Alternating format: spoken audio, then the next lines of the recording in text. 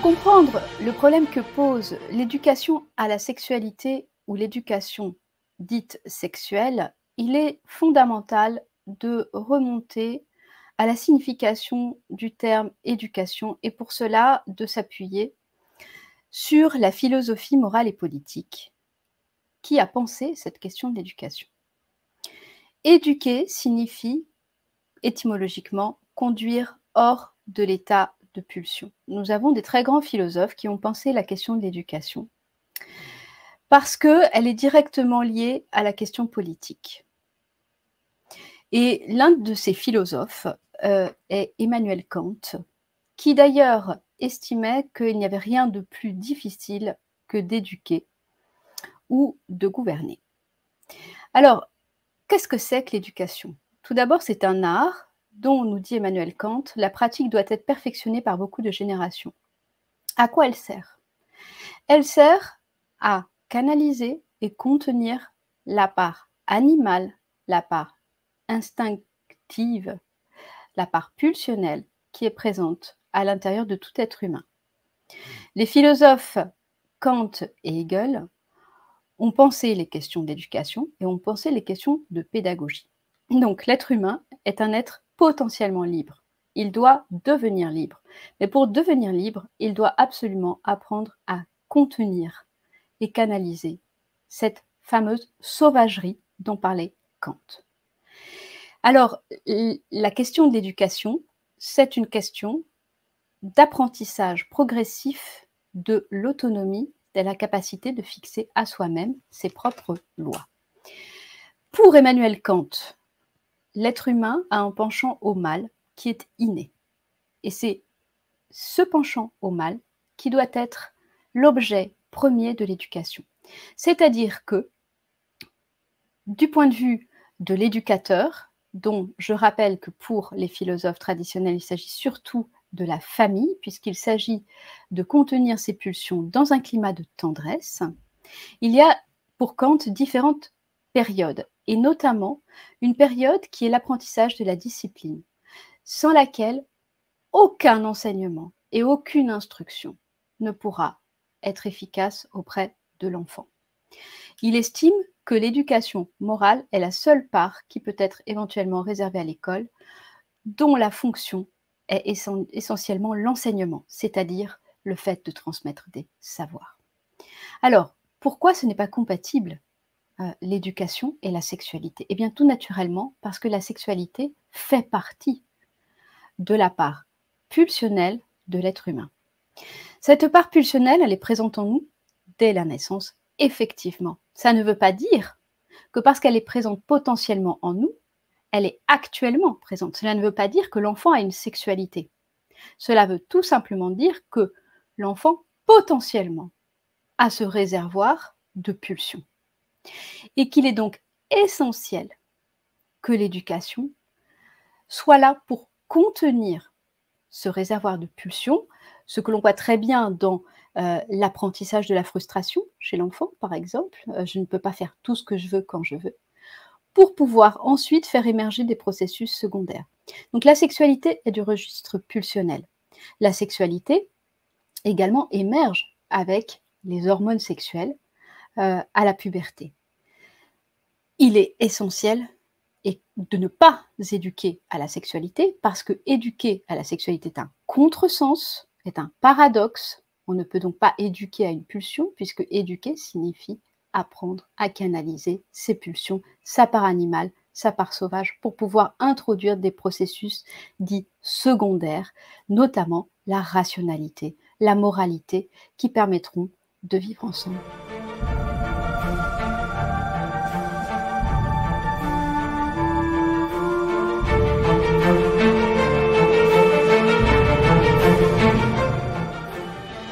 Parler de protection des enfants suppose de définir ce qu'est un enfant. Infant, en latin, signifie un être dépourvu de parole. C'est-à-dire que l'enfant, puisqu'il n'a pas la parole, n'a donc pas les moyens de se défendre. C'est un être extrêmement vulnérable qui a besoin de la protection des adultes. Je vais citer Rousseau dans l'Émile. L'enfant a des manières de voir, de penser, de sentir qui lui sont propres. Rien n'est moins sensé que d'y vouloir substituer les nôtres. En clair, un enfant a une vie psychique propre, des besoins propres, et il doit être éloigné de la sexualité. C'était le sens, et ce l'est toujours, le sens de mineur sexuel. Il existe donc une différence de nature entre un enfant et un adulte. Un enfant n'est pas un adulte en miniature. L'enfance a un traitement juridique spécifique. On parle d'intérêt supérieur de l'enfant. Il existe la psychologie du développement infantile pour expliquer le développement psychique des enfants. L'enfant a des besoins qui sont des besoins physiologiques, des besoins biologiques, des besoins de tendresse, des besoins sensoriels, des besoins émotionnels qui sont distincts selon les âges de développement. Il a des besoins éducatifs spécifiques, notamment dans l'aide conférée par l'adulte pour différer et supporter la frustration. Il a des besoins de protection car il est innocent, vulnérable et fragile. Il a des besoins d'instruction et d'apprentissage propres selon les âges de développement et ses niveaux de maturation psychique. Il a aussi des besoins en développement de l'imaginaire et dans le jeu.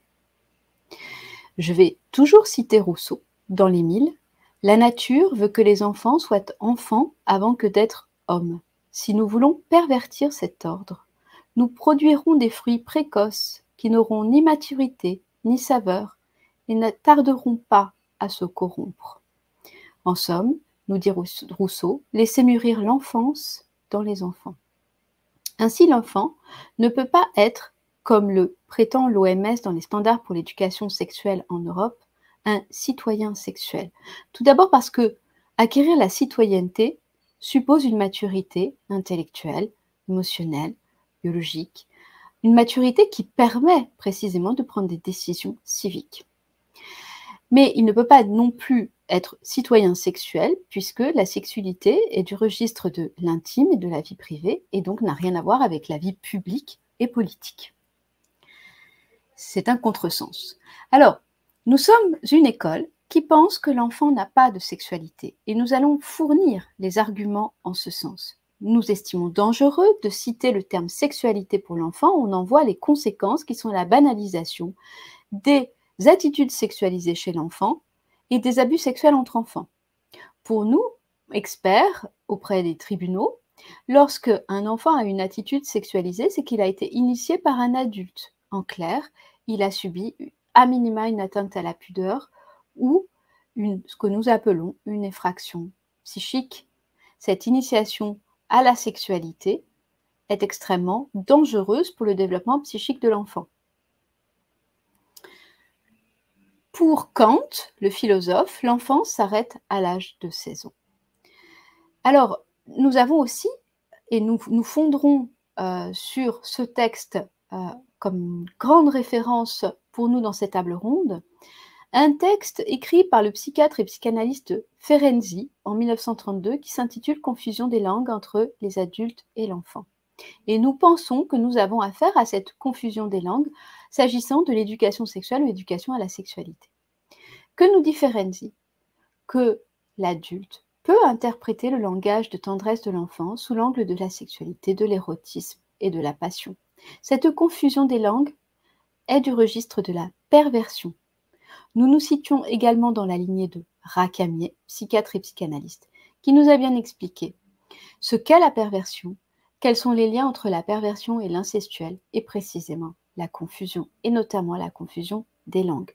Nous voyons cette confusion des langues à l'œuvre dans ces programmes quand il s'agit de confondre le sexuel, la sexualité, l'affectif, le relationnel. Ce n'est évidemment pas du tout la même chose et ce n'est pas parce qu'on nomme quelque chose différemment que cela change la réalité de ce que l'on est en train de mettre en œuvre.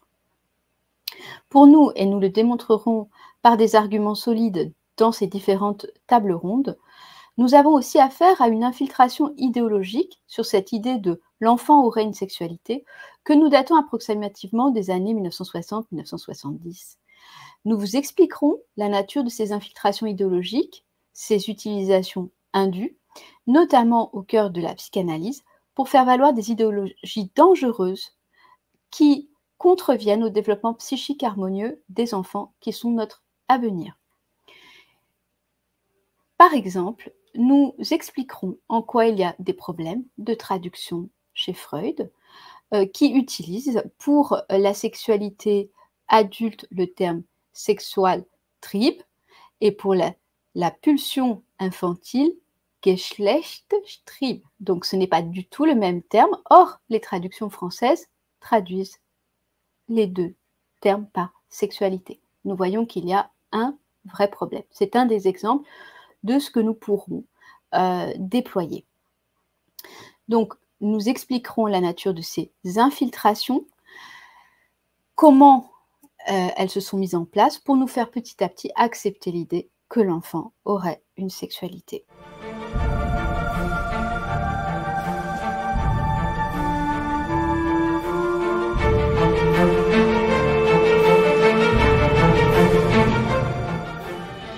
L'Organisation nationale éthique, santé et transparence a pour but la préservation de la vie sous toutes ses formes, humaines, animales et végétales.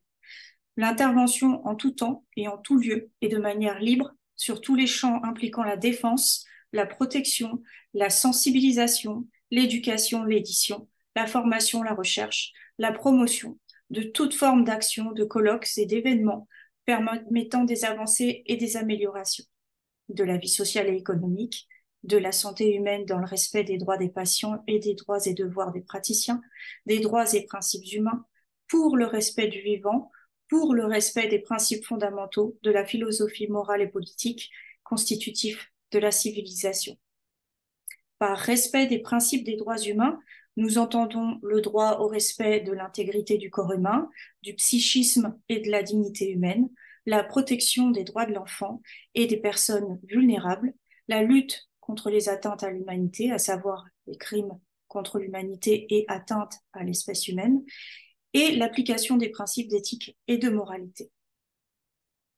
L'association aura notamment pour mission de soutenir une réelle protection de l'enfance dans tous les domaines, notamment la prévention des risques, la consolidation du bien-être psychique et physique de l'enfant et le respect des principes de la Convention internationale relative aux droits de l'enfant. D'agir comme force de veille auprès des différentes instances nationales, européennes et internationales sur les sujets relatifs à l'objet de l'association.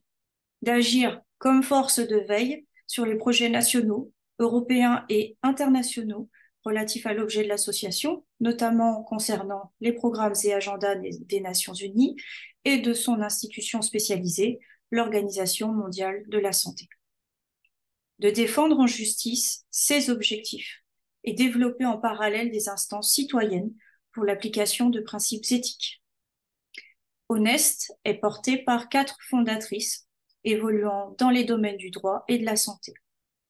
Honest est représenté par 2 vice-présidentes, le docteur Ariane Biran, qui est normalienne, psychologue clinicienne, philosophe, titulaire de plusieurs masters, philosophie morale et politique, psychologie professionnelle, psychologie recherche, lettres classiques, docteur en psychologie clinique et psychopathologie, ancienne chargée de cours à l'université et expert.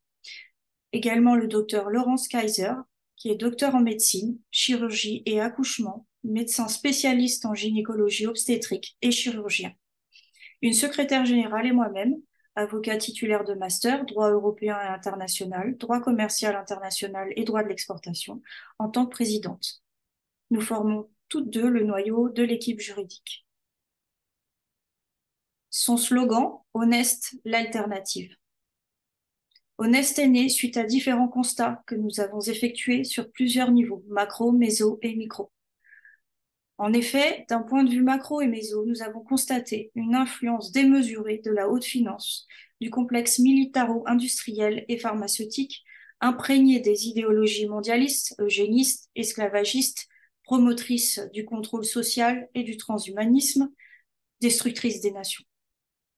Plus particulièrement concernant les enfants, s'ajoutent les groupes d'influence pro-pédophilie, pro-inceste, financés par les mêmes fondations à l'œuvre et par l'industrie de la pornographie. Pour asseoir ces idéologies, les instances européennes et internationales servent de relais, notamment les Nations Unies et son agenda 2030, l'OMS et ses standards pour l'éducation à la sexualité, la Commission européenne, l'OTAN, le WEF et ses Young Global Leaders, parmi d'autres. Tout ceci est servi au niveau national par le biais d'une forte corruption des dirigeants élus grâce aux médias propagandistes aux ordres, financés par les mondialistes. Au sein d'Honest, les experts de la psychologie, du psychisme, les journalistes enquêteurs, les juristes, ainsi rassemblés pour le bien commun, sont plus à même de disséquer les plans de manipulation mentale, de programmation de masse et de renseigner la population. Toute cette manipulation a pour conséquence une régression mentale des individus et nous pouvons dire également une régression de l'évolution de l'âme. Au lieu d'amener les individus à développer une âme intellectualisée nécessaire au développement de son libre arbitre, propice au raisonnement, l'individu développe sous la terreur, la peur, les guerres, une âme sensible et même une âme végétative dans l'exacerbation des appétits physiques au détriment du développement intellectuel et spirituel. Nous comprenons bien que cela permet de créer des individus soumis et ignorants, préparés à l'asservissement et au sacrifice pour des causes déterminées en haut lieu. Honest souhaite travailler à la divulgation la plus large et sans restriction des clés de compréhension et de réorientation des individus, afin qu'ils soient prêts à construire en restant actifs intellectuellement, alors que le système apporte le chaos, ceci afin de mieux les paralyser et les asservir en proposant un nouveau système qu'ils seront obligés d'accepter à genoux pour leur survie. Mais à quelles conditions? D'un point de vue micro, notre expérience de terrain nous a mené à conclure que nos travaux d'expertise indépendants dans nos différents domaines respectifs étaient savamment invisibilisés et que nous étions dans une impasse. En effet, nous pouvons décrire cela de la manière suivante et de façon très synthétique. Partir de dirigeants corrompus aux ordres, soutenus par les médias, s'organise un réseau de corruption matérielle et morale, ruisselant dans toutes les sphères de la société. Certains se sont proposés ces dernières années comme une alternative, mais il s'avère en réalité qu'ils ne vont pas jusqu'au bout de la réflexion. Il s'agit en quelque sorte d'un leurre afin que le voile ne soit pas levé. D'autres remontent aux sources des idéologies et des dogmes afin de les exposer sans concession et de manière approfondie. Ceux-ci sont complètement invisibilisés par les deux premières strates sans que la population ne puisse s'en rendre compte. Les experts indépendants, respectueux de leur matière et donc imperméables à toute forme de corruption, font l'objet de harcèlements, de menaces et des violences verbales extrêmement graves. Il est temps aujourd'hui de proposer un véhicule dédié afin de pouvoir les réunir dans les meilleures conditions. Comment Honest a-t-elle entamé sa structuration? Le collège d'experts avec lesquels Honest travaille est d'ores et déjà à l'initiative d'une pétition citoyenne qui a récolté plus de 25 000 signatures en un mois sans le support des médias grand public. Ce même collège d'experts a également mis à disposition du public un courrier sous différents formats. Des livres sont également disponibles pour approfondir les points, comme ceux du docteur Bruno, Préserver l'innocence des enfants, du docteur Biran, L'imposture des droits sexuels, et celui qu'elle a coécrit avec Madame Amandine Lafargue, Psychopathologie de la pédophilie, ou encore mon livre Protéger les mineurs de l'idéologie totalitaire, éducation sexuelle et changement de mœurs. L'équipe juridique à l'origine d'Honest a également été en charge de nombreux dossiers de plaintes et procédures tout au long de la crise pour le compte de différents organismes et pour des personnes physiques. Nous avons donc acquis une excellente connaissance des problématiques rencontrées tout au long de la crise, tant au niveau macro, méso que micro.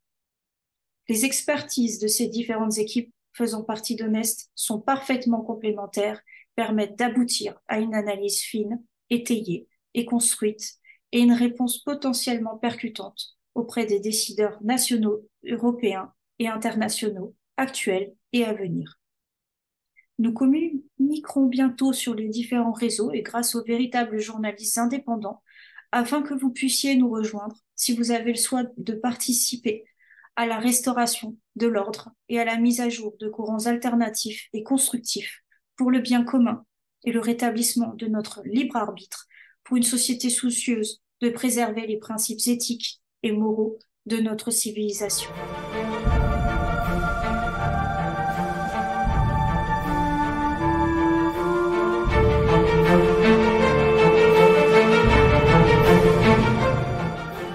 Que se passe-t-il si un enfant est confronté à des discours ou des images sur la sexualité? Plus cette exposition aura été précoce, c'est-à-dire euh, euh, dans un âge très jeune pour l'enfant, moins il aura les filtres pour s'en défendre. Et plus cette exposition aura été exercée par personne ayant autorité sur l'enfant, plus les conséquences traumatiques peuvent être graves. À minima, l'exposition à des discours ou des images sur la sexualité pour les enfants consiste en une violation de la pudeur. Or, la pudeur est précisément l'endroit de notre vie intime et ce qui doit se développer chez l'enfant. Et c'est même le socle de la civilisation d'après le philosophe Hegel. C'est parce que nous habillons, que nous avons une certaine pudeur que nous pouvons vivre ensemble. Alors, nous en parlerons de ces conséquences dans les tables rondes et il y aura même des professionnels de patients adultes qui viendront expliquer les conséquences dans la vie adulte des abus sexuels infantiles. Nous nous sommes réunis et nous avons discuté ensemble de l'ampleur de ces transgressions sexuelles infantiles, bien sûr, qui peuvent aller de l'exhibitionnisme à des visualisations de supports sexualisés ou pornographiques ou autres. Et il y a énormément d'adultes qui souffrent des conséquences de ces atteintes à la pudeur dans leur enfance. C'est même une proportion effarante. Cette proportion effarante avait déjà été dénoncée par Freud à la fin du XIXe siècle. Elle a aussi été dénoncée par Ferenczi dans les années 30 et par d'autres psys. Alors,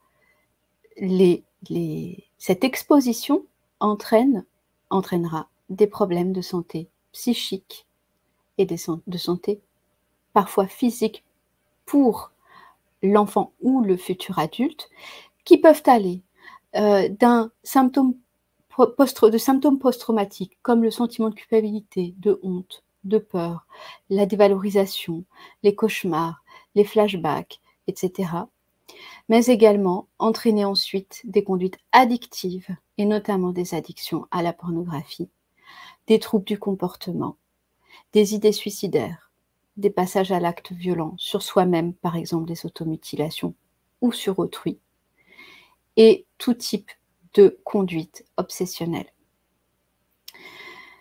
Nous vous en parlerons dans ces tables rondes et il est extrêmement important que vous puissiez comprendre la gravité de ces expérimentations de masse sur les enfants au regard de ces conséquences dans leur future vie adulte et bien sûr que dans ces conséquences, il y aura l'impossibilité de vivre une sexualité harmonieuse et épanouie dans une relation amoureuse telle que nous le souhaitons à tous les êtres humains.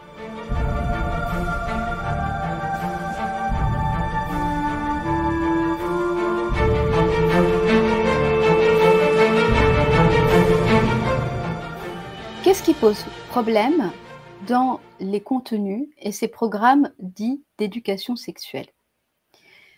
Il existe un premier problème qui est que, par exemple, les guides Evraz pour la Belgique et EdSens pour la France se fondent, tant dans leur contenu que leurs références, sur un document de l'OMS intitulé Standards pour l'éducation sexuelle en Europe. Ce document de l'OMS se fonde lui-même sur la Déclaration des droits sexuels du planning familial international. Ces documents ne présentent pas de références scientifiques sérieuses. Nous, professionnels de santé mentale de l'enfance, dénonçons l'absence de scientificité de ces textes qui s'appuient sur une idéologie qui remonte à l'Institut Kinsey et à Siecus. Siecus fut l'organe de pédagogie sexuelle de l'Institut Kinsey, destiné à promouvoir une soi-disant pédagogie sexuelle auprès des enfants, à partir du postulat que l'enfant aurait une sexualité. Je pense utile de dire que l'American Legislative Exchange Council, en avril 2004, dénonça Siecus, les études de Kinsey, comme étant des sciences de pacotille qui sont enseignées aux enfants américains par l'éducation sexuelle. Je pense également utile de dire que le Time Magazine, en 1980, a conclu que Sieckus faisait partie d'un lobby universitaire pro-inceste menant une campagne pour ébranler le tabou de l'inceste. Ce qui est extrêmement problématique, c'est que, et nous le savons par la professeure Judith Reisman, professeure américaine qui a travaillé pour le ministère de la Justice américain avant d'être ciblée par des lobbies en faveur de la pédophilie. Toutes les études de Kinsey sur la dite sexualité humaine ont reposé sur des crimes sexuels envers des enfants. Ces crimes sexuels ont été reconnus par leurs propres auteurs et des personnages dans l'équipe Kinsey ont promu la pédophilie dans différentes revues. Nous avons notamment John Money, pionnier de changement du sexe par la chirurgie chez les jeunes enfants, qui a fait cette promotion de la pédophilie. Nous avons également Mary Calderon, qui a été cofondatrice de Sieckus, fut la directrice médicale du planning familial international et s'exprima en 1980 lors de la réunion annuelle de l'Association des médecins de Planned Parenthood pour dire que l'objectif principal de Sieckus était de, je la cite, permettre de façon très large et profonde la prise de conscience de l'importance vitale de la sexualité des nourrissons et des enfants. Le problème, c'est que ces textes de l'OMS, dans leur contenu, reprennent toute la littérature de l'équipe Kinsey. Et nous avons par exemple une matrice à partir de l'âge de 0 ans qui prône la sexualité chez le nourrisson. Nous pensons que cette accolation du terme sexualité avec enfant est extrêmement dangereuse, ne correspond pas au développement biologique, physiologique et psychique de l'enfant et ouvre la porte, bien entendu, à toute une sorte d'abus sur les enfants et entre enfants eux-mêmes.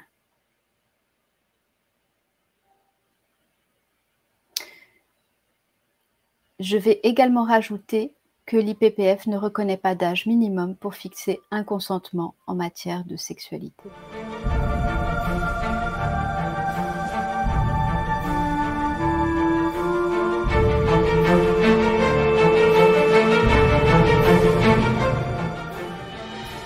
Nous dénonçons l'absence de prise en compte des alertes des professionnels de santé mentale de l'enfance et en particulier des professionnels de la psychologie du développement de l'enfant.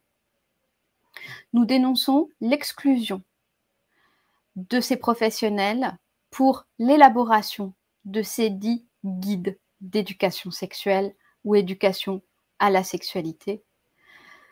Nous pensons que la place des professionnels du psychisme de l'enfant est fondamentale et primordiale s'il s'agit de protéger les enfants.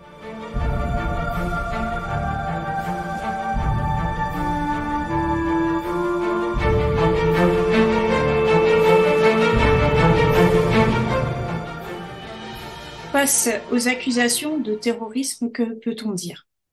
D'abord, qu'est-ce qu'on entend par acte de terrorisme?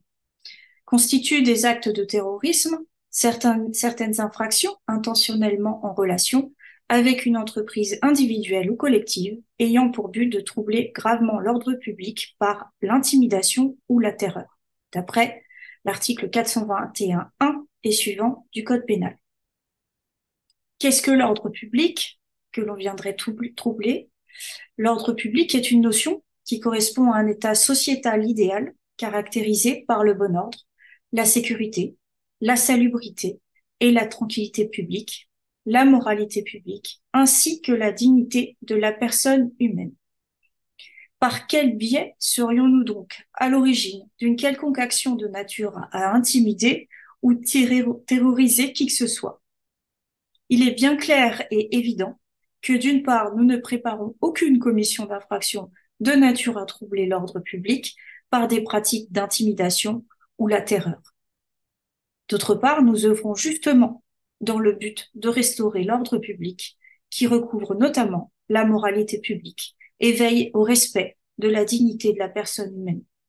Par ailleurs, il est à noter que la résistance à l'oppression n'est pas de nature révolutionnaire, mais plutôt destinée à obtenir le rétablissement de l'ordre public par l'application des principes supérieurs préexistants à l'État. Il s'agit donc d'un parfait exemple de ce qu'on appelle une inversion accusatoire, car il suffit d'observer et d'analyser les faits, au moins depuis 2020, pour en conclure à une dérive totalitaire et à la mise en place d'un terrorisme d'État.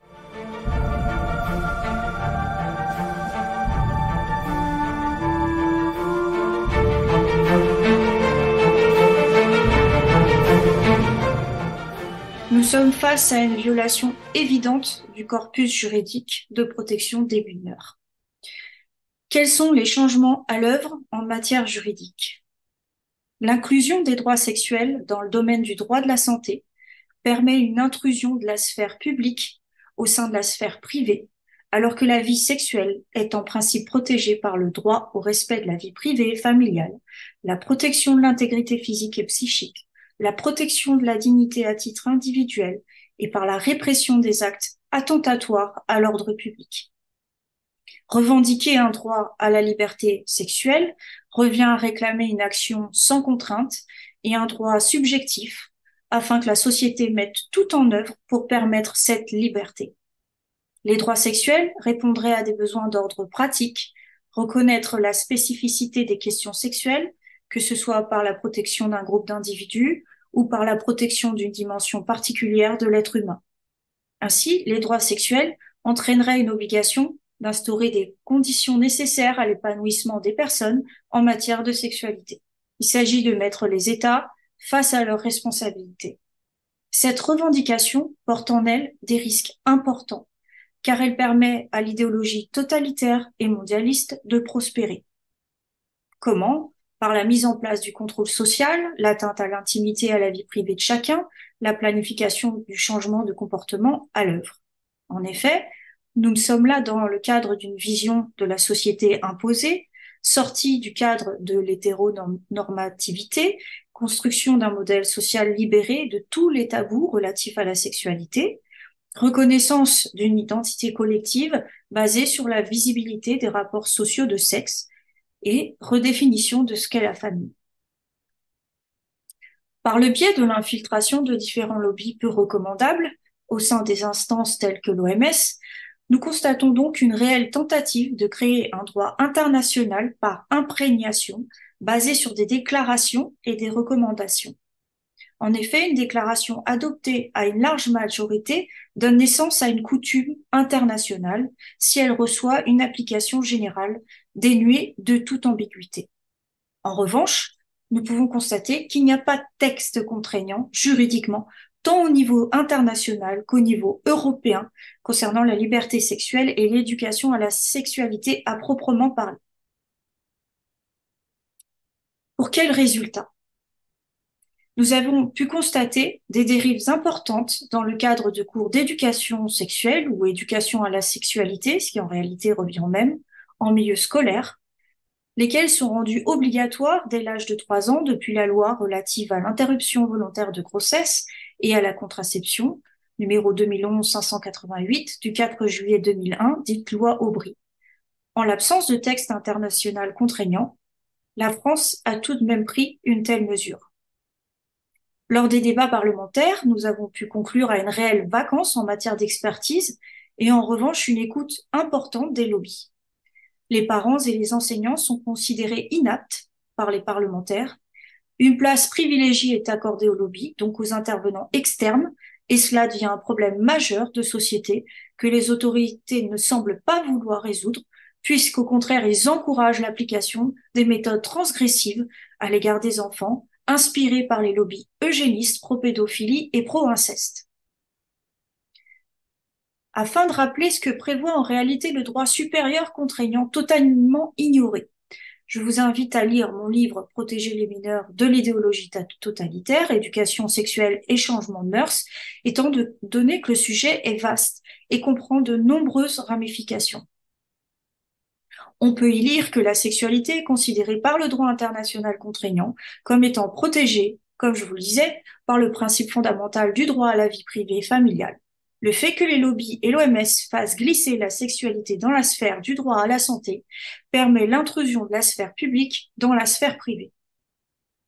En dehors de la violation du respect du principe fondamental du droit à la vie privée et familiale, l'éducation à la sexualité rendue obligatoire au sein des établissements scolaires, les lobbies réclament ces enseignements dans tous les lieux de vie sociale de l'enfant, alors qu'aucune convention internationale ne le prévoit, viole également le principe selon lequel les États doivent respecter obligatoirement l'autorité parentale d'après la Convention internationale des droits de l'enfant. Ils doivent également respecter les convictions philosophiques et religieuses des parents, comme le prévoit l'article 2 du protocole additionnel numéro 1 de la CEDH.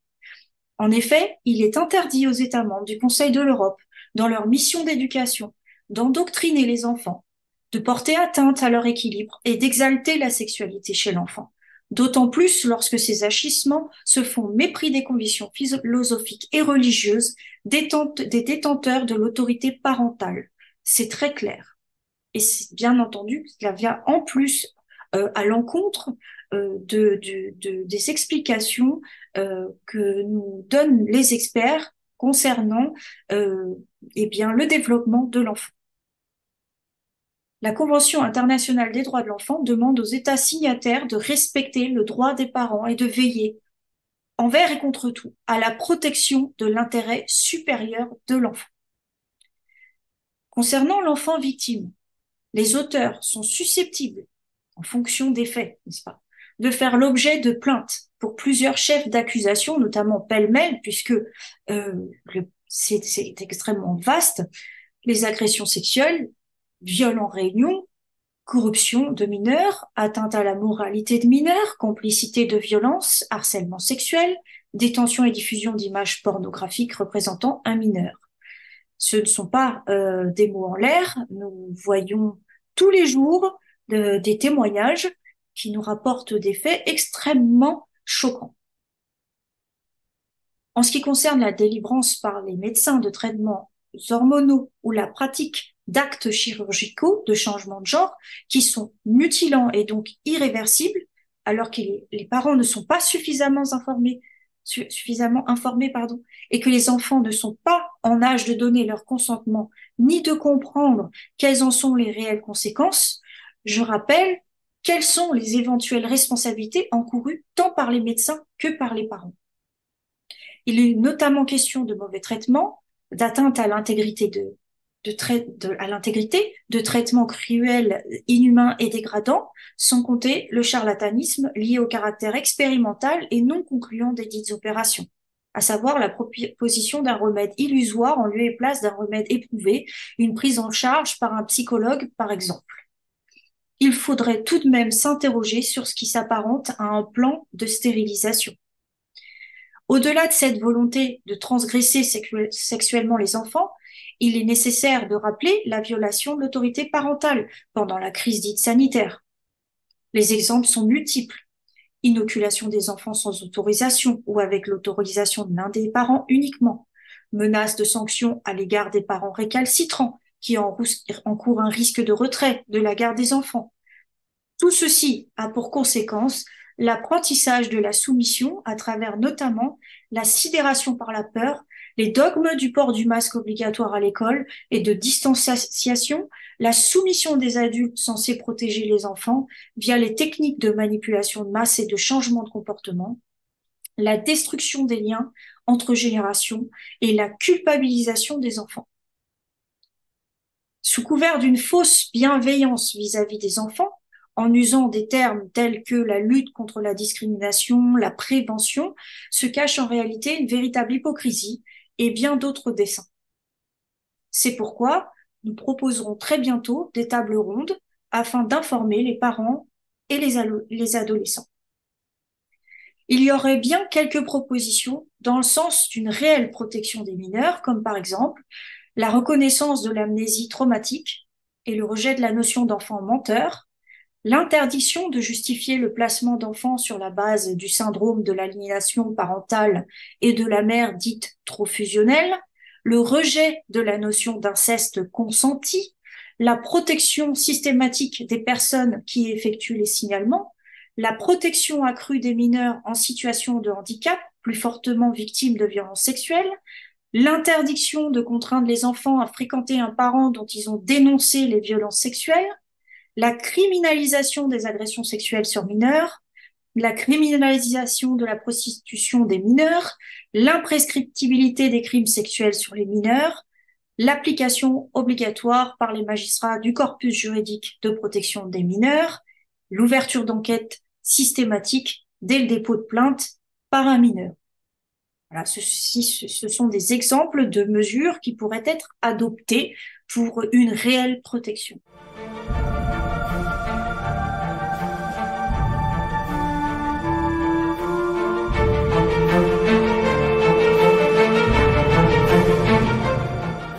Lors de ces tables rondes, nous essaierons d'élargir la perspective pour réfléchir à l'intentionnalité derrière la diffusion de ces idéologies, au but et au projet. Quelles sont les ambitions? S'agit-il de pervertir les mœurs? S'agit-il de détruire la famille? S'agit-il de s'approprier les enfants? S'agit-il d'en faire des guerriers, comme nous l'ont démontré différents régimes, comme le régime nazi qui avait également déployé une sexualisation tous azimuts des enfants, puisque créer de la dissociation traumatique permet effectivement de préparer de futurs guerriers. Quel est le lien entre ces idéologies et le transhumanisme? Quels sont les financements? Quelle sont l'histoire de ces lobbies et leur lien entre eux? Tout ceci, nous essaierons de l'analyser dans les tables rondes, y compris avec l'aide de journalistes qui travaillent depuis longtemps sur ces sujets.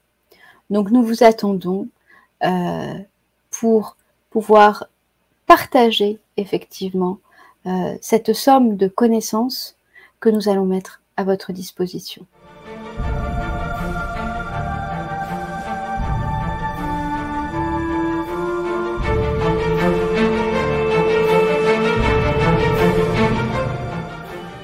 Nous avons constitué un collectif de professionnels de la santé mentale, de la gynécologie et du droit, en réponse au déploiement dans les écoles et autres lieux socialisant des enfants de différents pays occidentaux, de ces programmes dits d'éducation sexuelle ou éducation à la sexualité.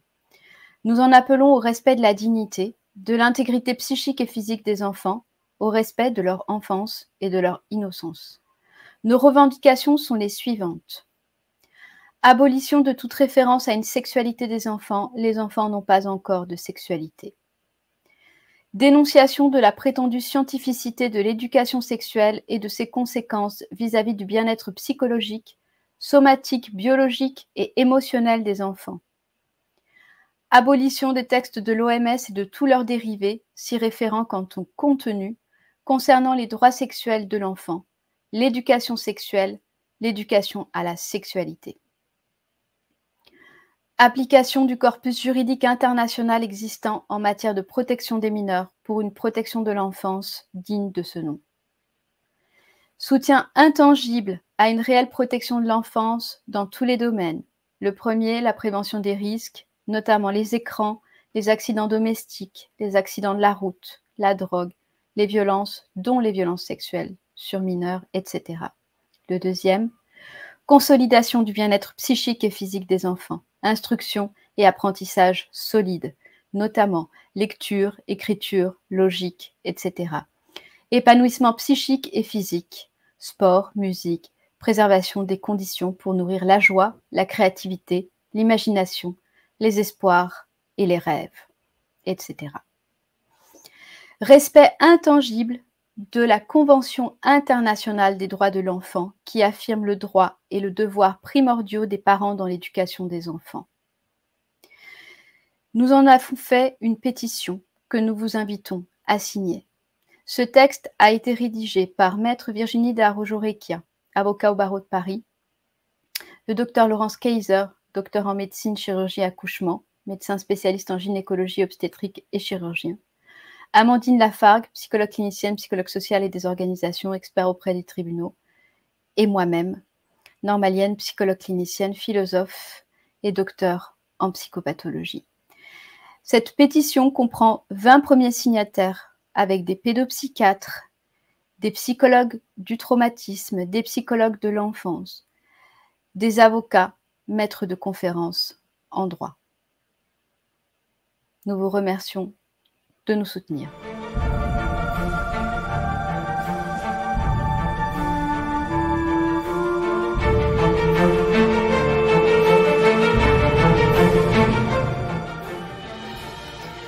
Nous avons décidé de vous offrir des tables rondes avec des professionnels de la santé mentale de l'enfance, des professionnels de la médecine et des professionnels de la psychologie du traumatisme, mais également des juristes et des avocats, pour vous faire part des motivations de notre alerte concernant cette sexualisation des enfants, ces programmes d'éducation à la sexualité, et pour vous permettre d'avoir des contenus, des connaissances, des supports pédagogiques et des arguments